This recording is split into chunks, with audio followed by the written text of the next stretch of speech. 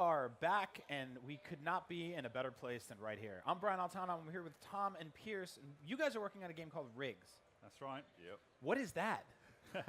So Riggs is a first-person arena-based shooter exclusive to Project Morpheus. It's set 50 years from now, and we've collided elements of gunplay, motorsports, just crushed them all together to make an exciting sports extravaganza of the future, where you pilot these huge mechs and compete in custom sports arenas.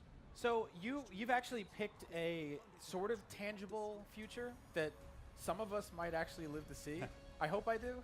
Maybe. See how tiring this week is, right? Yes, but it's not that sort of dystopian future where everything's horrible and there's zombies and it's the apocalypse. It's kind of cool looking and clean. It's sort of like a happy future.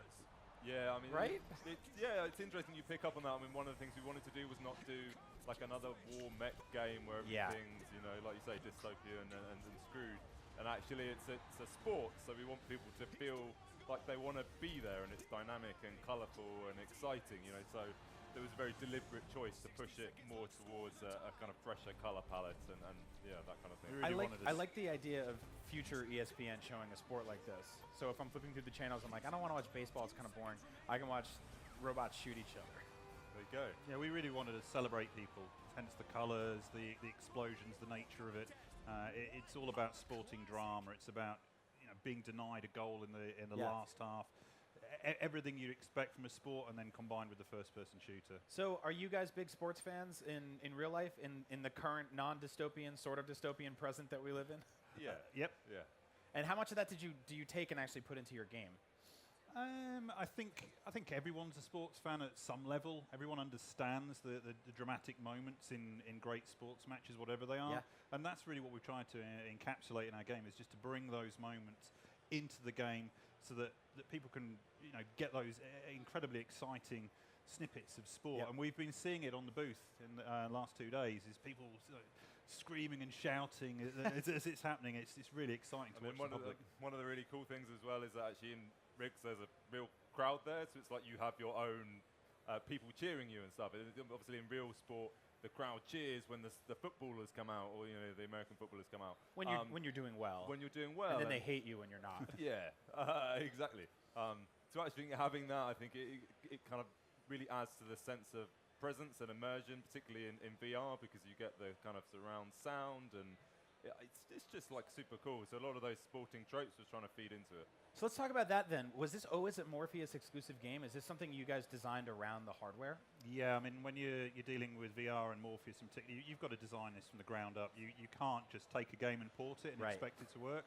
So, I mean, a lot of people are doing that, or they're trying to. And maybe they'll be successful. To various results. But yeah, I think it's really cool that you were able to sort of get your hands on this thing. So did Sony approach you and say, we have this weird, amazing, crazy-looking helmet? Well, we're part of Sony, so obviously we get access to this stuff. You guys got the phone call before anybody else. Yeah.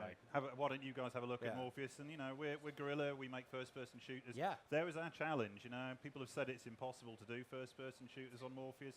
We're at E3. It's possible, and we're doing it. You're like, you know what? People say it's difficult, and that's exactly why we're going to try. We're not going to just do something very easy like everybody else does. It's our job to kind of push the boundaries a little bit, and it's part of the the pain, but it's part of the fun as well. This would be a really boring convention if everyone just played it safe. So the future of sports is wearing a Morpheus 50 years from now. What is it like to be inside of this world? What sort of things have you sort of done to make someone feel like they're here? I mean, the first thing, obviously, you're a pilot. You're not the actual kind of mech rig. Yeah.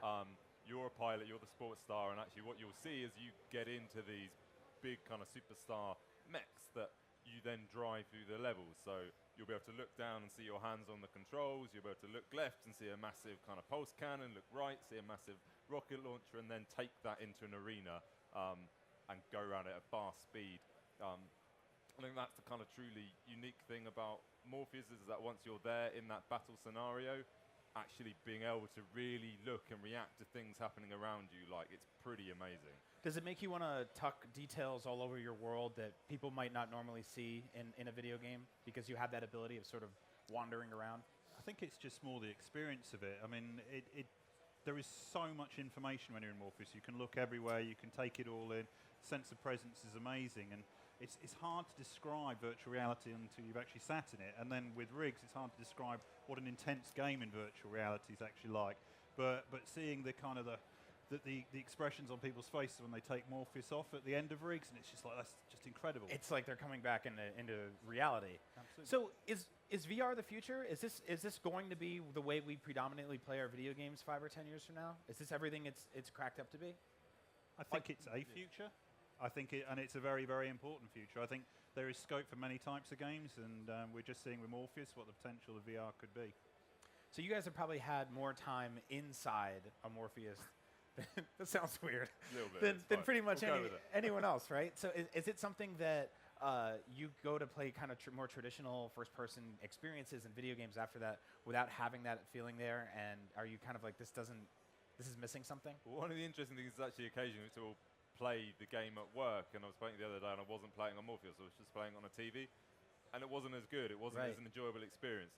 Obviously we've catered our game for Morpheus, so you'd maybe expect that, but you do kind of lose something. So yeah, you know, I think it's you have to try the kind of VR experience to really see what it's like. So yeah, I did miss it when it wasn't there. So how are you making a realistic game that takes place in a time period that hasn't happened yet? Does that give you like the creative liberties to kind of say, hey, we can do something insane because there's technically no fact checking here?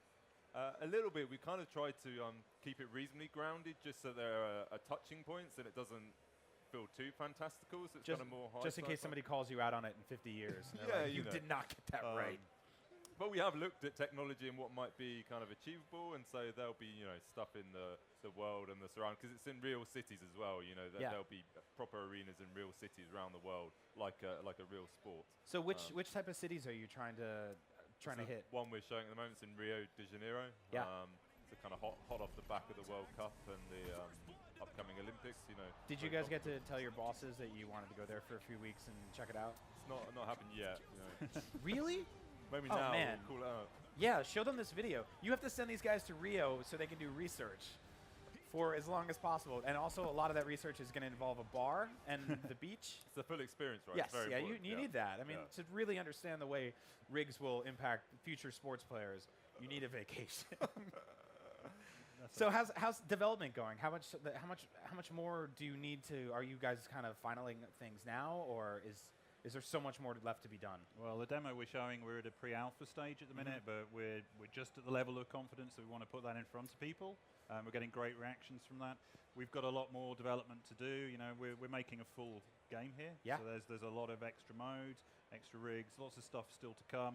But for our unveiling, just demoing a 3v3 game has been fantastic. That's really what we're here to show. Awesome.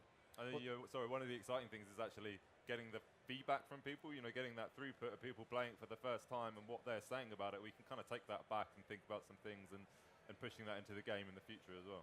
Yeah, that's awesome. E3 is a very helpful show for that. You can take all the information here, bring it back home, make your game better. Yeah. And if you're at home watching IGN, we're going to be looking at tons of games just like rigs. I don't know if any of them will be set in 50 years in the future, but they're going all over the place. Video games are amazing. We're covering them here all week long here at IGN. Guys, thanks so much for coming on. Thank you.